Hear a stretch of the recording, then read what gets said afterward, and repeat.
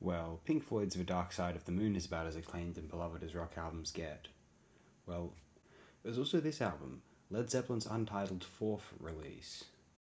I earlier uploaded a video describing how much I love Houses of the Holy and why I consider it definitely my favourite Led Zeppelin album, but this fourth album is not that far behind at all. And I have to admit, it's never been a mystery to me why this album is as adored as it is. I know there are many people out there, many music snobs who are positing this album or that album. Nah, that's a better album than Led Zeppelin 4. Let's consider something for a moment. Within the context of great rock album lists, the context of rock really means a style of music that was prevalent from the mid-50s up until the 1990s, and anyone who posits some kind of jangly sort of boyish or otherwise emotional, more confessional style of music, to compete with rock, an actual rock album. I'm not saying, this is not my terminology, these aren't my paradigms.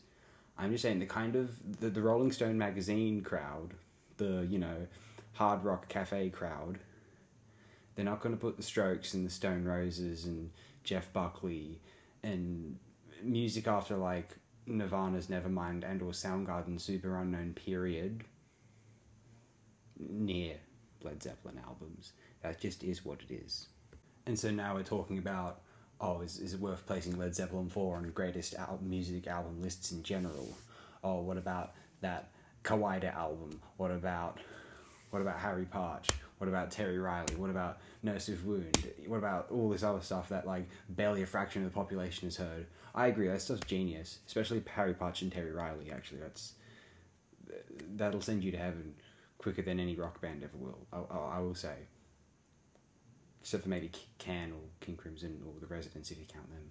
But anyway, I don't know if I call the Residents heaven, but it's better than heaven sometimes. Anyway. For those on a Triple M diet, on a Rolling Stone magazine diet, Led Zeppelin 4 is one of the 5 best albums you will ever hear or even consider hearing. You're not going to listen to anything past 1990-something. You're not going to listen to anything jazz, electronic, classical, or pop, or indie, or, anything of that nature. So of that limited pool of albums that those, boomer kind of hippie turned, hypocrite kind of property owning ogres. Yeah, Led Zeppelin 4 may be the best album they'll ever hear, realistically. That's why it's so acclaimed. Just to get that out of the way. Okay, so that's not the only reason. That's why it's considered the best album of all time, because it's the best album a lot of moronic people it's the best album a lot of people will ever hear. But it is also brilliant on its own merits as well, in my opinion, and that's why I find myself somewhat, in my mind, defending Led Zeppelin 4 from the aforementioned music snobs. I think in a way the numbnut Triple M fan is more right about Led Zeppelin 4 than the one who's listened to, dozens of Brian Eno albums or knows who John Cage is. So I'm here to mount an impassioned case? Yeah. I was going to say defense, but case for why I feel Led Zeppelin 4 is a magnificent album. And it really is within the context of, what should I say, rock, masturbatory, fantastical indulgence, kind of idealism. But it's the finest document within that paradigm by some respects. Oh, and while I'm here, let's promote the Eric Davis companion book to this album, which is better than anything I will speak about this album, of course, and I have uploaded an audiobook of this album just in case. I'm not trying to promote that, I'm just trying to prevent accusations of trying to subtly promote that. No, don't listen to my audiobook unless you really want to. Instead, I'll link to the book depository page where you can purchase Eric Davis's book on Led Zeppelin 4. That would be wonderful. Support Eric Davis. So why Led Zeppelin 4? Well, I think Led Zeppelin 4 really pushed home this idea that rock music and sword and sorcery fantasy, those two worlds were functionally the same. This seamless fusion of Tolkien-inspired imagery and rock and roll idealism it has changed the landscape of rock music forever. I don't think, if it weren't for some of the lyrics on Led Zeppelin 4, especially on the likes of Battle of Evermore, Misty Mountain Hop, inferring Tolkien, or even the mysticism and the kind of the kind of fable nature of Stairway to Heaven, the imagery, the old kind of Milton-esque imagery that somewhat that invokes. There's this idea that rock music is celebrating a kind of fantasia, as well as the mythology and fairy tales of old had, and that rock music is kind of embodying these dreams in the world of industry, factories, and electricity. In fact, Eric Davis's book makes some inferences to rock music, and people like Jimmy Page providing examples of these artists becoming sorcerers by using electricity to conjure magic, light and shade, setting a standard for production atmosphere which has never been topped. So many rock bands claim to revere Led Zeppelin 4, but none would dare try to replicate its kind of outdoorsy, genuinely English environmental flavouring. It was recorded at some manor, I believe, around the same time and place as Jethro Tull's Aqualung, funnily enough.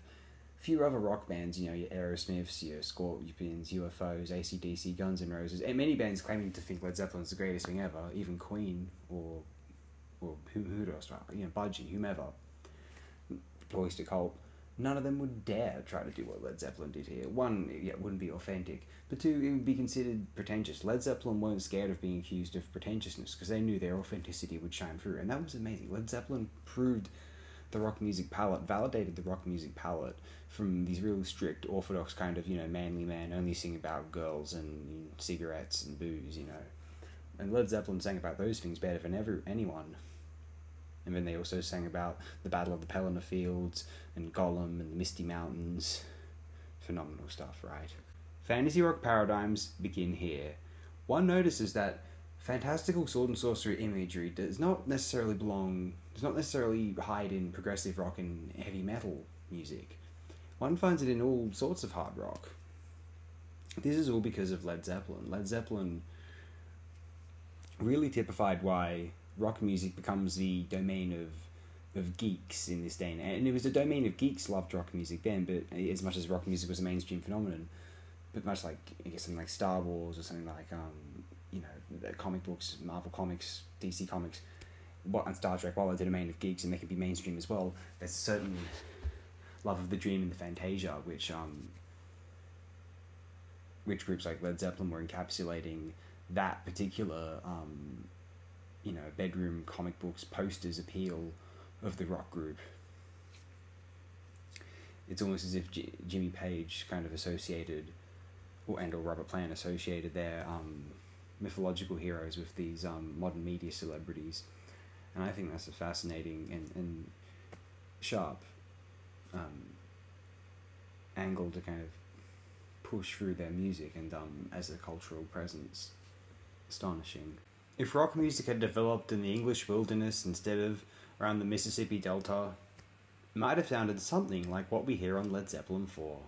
Scratch that. If those Delta blues musicians had somehow been magically transported to England and their descendants grew up to be Robert Plant, Jimmy Page, John Paul Jones and John Bonham, I think they would record something that sounds a bit like Led Zeppelin, or certainly Led Zeppelin 4.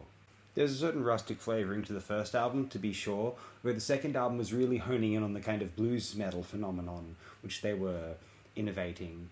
I think Free wanted to indulge in their love of Celtic music, their love of acoustic folk, and after its savagery, the savagery which it received from critics and fans wasn't a commercial success, they chose to delve still further into the English folk idealism, into the kind of go into the wilderness, into the countryside,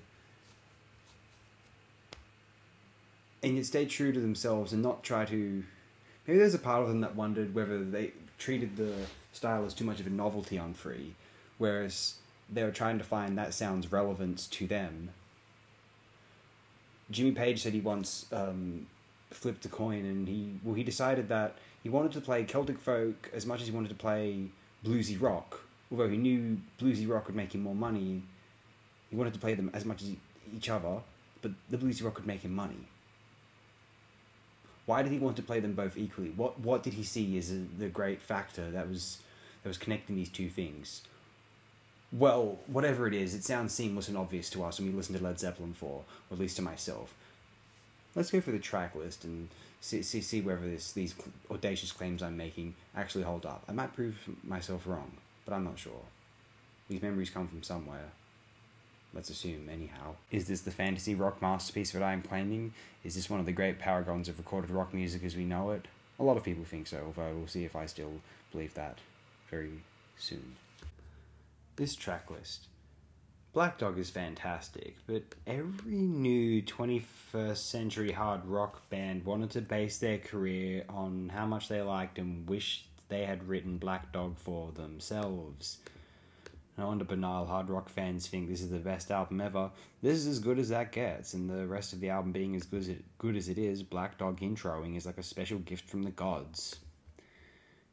Yes, rock and roll is fine, but basic, weakest cut on the album in my opinion, encapsulates Zeppelin as simple and unpretentious hard rock classic makers, dumb and digestible and wholly definitively acceptable from the hard rock passive-aggressive wannabe fascist lights.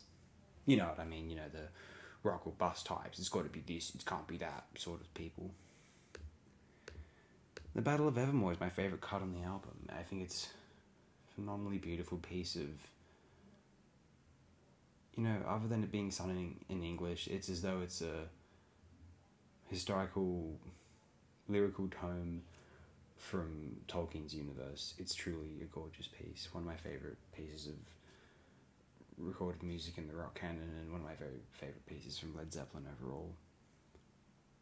Stairway to Heaven is fine. Let me put it like this. When I first heard Stairway to Heaven, I was 14, I went out of my way to listen to it on YouTube. It kind of didn't do much for me. I was like, oh, okay, I guess it didn't, because I thought Bohemian Rhapsody was amazing. I got why people would consider that the best song of all time, but Stairway to Heaven was also considered the best song of all time, even, second place a lot. And I was like, I don't get it. Then the song stuck with me, and then a couple of weeks later, 2 to 4 weeks later, another Saturday night, I found myself sitting down at the family computer again. I was the only one up, still downstairs there, and I was like, well, maybe I'll listen to due to some weird circumstances lining up. I'm like, you know what? I'm gonna listen to Led Zeppelin, Stairway to Heaven again. And it just clicked with me. Having heard it before and knowing what to expect, I was like, this is genius. And it floored me, and I thought, this is nearly as good as Bohemian Rhapsody. This is amazing. And then, over time, I've come to consider it just kind of fine. I don't know, something about its song structure is very rote and contrived, and obviously its main little melody was, now that we know it's picked from, unintentionally or not, from Tourist by Spirit, it's a bit unfortunate. I've always really liked the lyrics of the song, that hasn't changed. When the drums kick in onwards, I think it's a really exciting and fun song. All the textures and the production are beautiful. I think just in general, once you listen to enough music, it doesn't impress one in the same way. If I'd heard all the music I'd heard in my life and then I heard Stairway to Heaven for the first time, I'd think, oh yeah, this is fine. And I'd never have that magical moment with it when I hadn't heard a huge amount of songs in my life, just about as much as the average 14-year-old in 2010, I guess. Maybe even less so. Most of the music I went out of my way to listen to was video game music at that time. Yeah, I thought Stairway to Heaven was great. On the second listen anyway, and after knowing what to expect and having it in my mind. Maybe that's why it works. Maybe that's why it's considered the greatest song, because people who listen to it in that context, without being, exploratory music snobs or whatever, or becoming one. You know what I mean? I don't know. It's an interesting phenomenon. And the song's fine. It's my second least favourite on the album, but, I do have a liking toward it. It gets too much flack, gets too much praise, and maybe that's why it's the most special song of all time, because it does occupy this impossible place. But its main melody was stolen from a band called Spirit, which is a bit hard to ignore. Misty Mountain Hop is just stellar. What can you even say to this? One of my favourite tracks on the album and in Led Zeppelin's discography, I could say. Four Sticks is also stellar stuff. Amazing. It's almost a bit too repetitive, but you get lost in it. And it's easy to suddenly be surprised when the song's fading out. You're like, oh, that was quick. Going to California, it's very lovely. One of their finest purely acoustic pieces, in my opinion. When the Levee Breaks is just amazing. One of their best tracks of all time. Blues metal, can't go wrong with it. No one dislikes When the Levee Breaks, I think. Unless you want to make a plagiarism argument, which I think some of the lyrics you can. I've read about this before. Wow, best Led Zeppelin track list up to that point, and one that in hindsight encapsulates all of their music without being a double LP. Houses of the Holy contains novelties which show off their professed versatility, and well, mind you, but not indicative of the whole necessarily. So I thought Zeppelin 4 might be a better encapsulation of who they were than Houses of the Holy, which is more an encapsulation of what they were capable of creatively at their great imaginative extent. They were like, and here's the thing about Led Zeppelin, here's where the fantasy thing really stuck home, you know, as opposed to a progressive rock band, as opposed to John Anderson, Rick Wakeman, or the ELP, or Genesis. Led Zeppelin, they sung about fantasy and being, you know, fighting alongside wizards and encountering Gollum and, you know, the Trojan War. But they were like Robert Howard protagonists, unlike prog or most heavy metal acts, you know. They were on top of the world, they were drowning and, you know, they were crushing their enemies, they were seeing them driven before them, they were hearing the cries of pleasure of the women, you know, as it were outlined in the kind of barbarian, fantastical, medieval mythos. Led Zeppelin were living that lifestyle as much as anyone who ever existed in the 20th century anyway. It was kind of the more primal, urgent, Saxon or Celtic or Druid Beatles. If the Beatles indulged in more Aleister Crowley and British Isles mysticism, it might have turned out a little bit more like Led Zeppelin. I'm not sure. It's a thought though. It is a magical album because on the one hand it encapsulates so much in the rock canon, but on the other hand it's a fairly, you could also argue it's a fairly simple exercise within, you know, the recorded music framework. You know, it has Stairway to Heaven on its track list, which is contentious as anything else in the history of recorded music in some respects. Which is to say, on a scale of usually stirs a bit of debate to always stirs a bit of debate, it usually stirs a bit of debate. Is this as good as rock music gets? In a certain mainstream diet, it probably is. If we're excluding prog and experimental artier acts and poppier acts, maybe Led Zeppelin 4 is the greatest thing anyone will ever hear, if they're excluding a significant amount from their diet. But there's also Houses of the Holy, so I don't know what to say there. I suppose Houses of the Holy has a few no-no tracks in the eyes of a rock purist. Hey, if one is a rock purist, how can anyone blame them for thinking that Led Zeppelin 4 is the greatest album ever made? Given the strict parameters of the rock purist, what better album can fit in than Led Zeppelin 4? Maybe Who's Next, but they might agree with that. Hey, do you agree with that? If you're so inclined, do share your thoughts on this album or any other album you feel, whatever inspires you, in the comments. I don't mind. It's fine. No, seriously, if you stuck it up this far, well, you've got more patience than I. I'm not going to listen back to this. Not in a few years. And hopefully, now that I've recorded this, I've got all of these thoughts off of my mind, I won't have to listen to Led Zeppelin 4 again for a very long time.